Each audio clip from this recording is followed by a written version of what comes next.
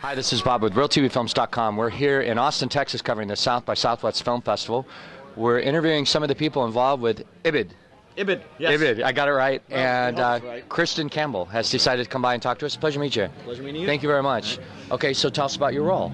Tell us a little bit about what your experience was with this film.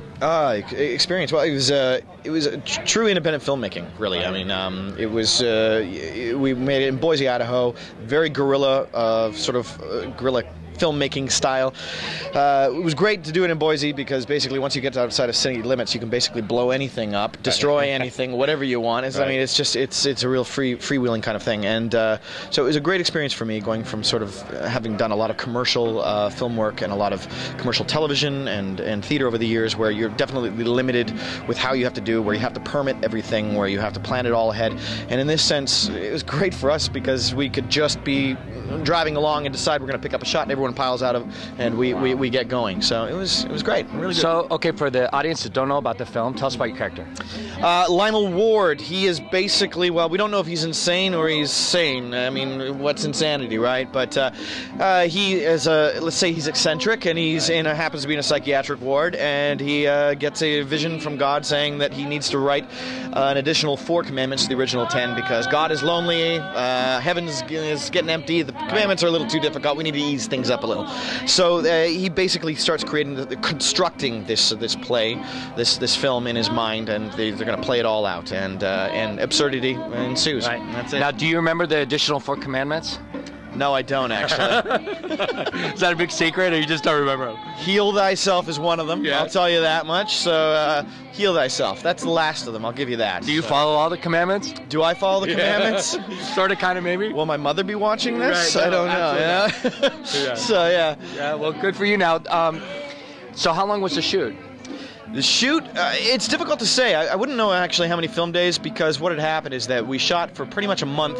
Well, there were 5 days, and then there was a month about a couple of months later, and then I had to go back and we did reshoots in the winter, and then went back again for some more reshoots because it was a developing work. And as we left the actual production, the initial sort of the essential production of it, when he got into the editing room, when Russ got into the editing room, he realized, listen, I want these pieces. You know, a project, as much as it's on the page in the beginning, changes by the time it gets to be final production. Right. Once you get to the editing room, it's an entirely different creature often, and so that's what we had going there. We had a different creature, and so it was finding what that was. So we'd go back for the reshoots, fill those pieces in, and I think what we have is a film that essentially has a spine of what we have, but is a really different animal. A really different animal. Right. Yeah. Now, the film's premiered here already, right? Yeah. How was the reception with the audience? Good? It seemed good, yeah. I mean, I'm always, curled up in a corner, watching myself, Right, as we all do that whenever we listen to ourselves on answering machines, all that kind of stuff. But what was great about the end of the, when his credits started rolling, I mean, there were whoops in the audience, and there was a great resounding applause, and I think they liked it. So this is a film, we made a film that I feel that I'm proud of, because it's a film either you get and you like, or you just don't get it at all, right, and you don't like it at all. And I like films that divide. I don't like films that just sort of like go down the center road where everyone just kind of likes it. Right. I find that very sort of mediocre. We have something that you love it, you hate it.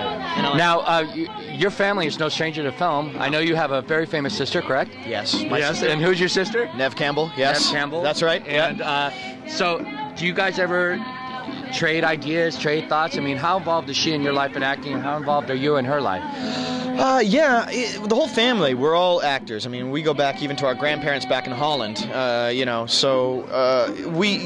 there's trade talk, but in a sense, we don't talk about it too much with each other because it's sort of shop talk. Yeah. Oh, I get it. It's sort of like you don't talk about the family business because that's the last thing you want to talk about. Right. But other times, then we'll talk incredibly intensely about whatever we're doing. If we have a concern, we always know that we can talk to our family about that. But on the most part, we kind of avoid the shop talk. We want to know what's really going on in life. Yeah, that's very cool. That's very cool. But I would imagine having somebody like Nev Campbell in your life, you know, your sister, that she would be, I mean, to have somebody like that where they could support you and guide you a little bit, and you're probably the same for her. Yeah. I don't even know who's older or who's younger. I'm the eldest. Oh, good for you. Good for you. Yeah. So, well, thank you very much for talking to us, man. What a pleasure, and congratulations on your movie, and best of luck to you. All right, thanks, man.